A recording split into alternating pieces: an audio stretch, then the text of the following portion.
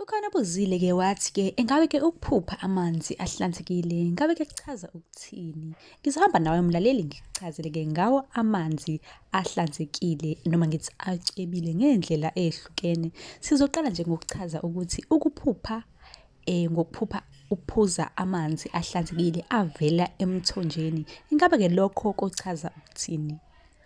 Uma ngesikhathi sokulala uzibona-ke uphuza amanzi ahlanzekile avela emthonjeni, kungenxa-ke yokuthi uzizwa-ke uzolile nawe futhi-ke usendleleni efanele empilweni.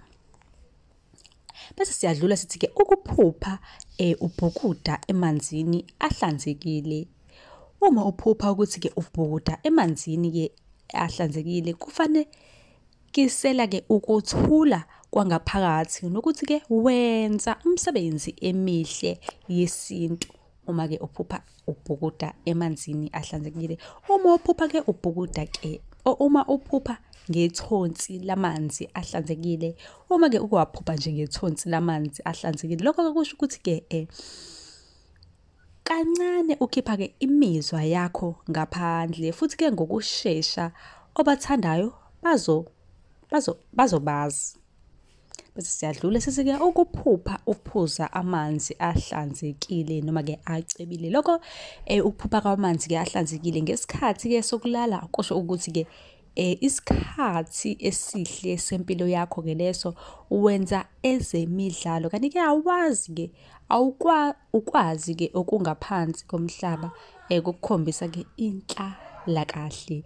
Ukuphupha-ke umthombo-ke lo mthombo wemfula. Uma-ke uphupha lokho-ke kusho ukuthi-ke ukuqala kobudlelwane bothando, ukubuyisana-ke nobungani noma-ke uhambo olusha kwibhizinisi lakho. Bese kuthi ukuphupha amanzi amaningi acacile. Ukuphupha amanzi amaningi-ke ahlanzekile ngobuningi bawo kuyinkomba yokuthi-ke ukuzala nokuzizwa kwempilo entsha. Ukuphupha-ke uphuza amanzi nokunambitheka-ke okungalungile-ke. Lokho kuchaza ukuthi-ke kukhona-ke amabika-ke amabi kuphela-ke uma uphupha ukuthi uphuza amanzi ahlanzekile futhi-ke anambitheka kabi. Okuvame ukuhambisana-ke nawo unomuntu onobuthi eduze kwakho. Okusho ukuthi-ke khona umuntu-ke onobuthi oseduze kwakho, kumele uqaphele. Ngiyacabanga-ke ukuthi-ke obebuzile ngamanzi acwebile usecaciselekile ukuthi ingabe kuchaza ukuthini ngazo zonke izindlela. Nawe-ke mlaleli, uma ukuthi-ke khona iphupho ofisa ukulibuza, ungasabi-ke ukubhala la kwi-comment section. Ngizobe sengibuya nevidiyo ngizokuchazela ukuthi lawo manzi leyo nto oyibuzile ichaza ukuthini. Nisale kahle.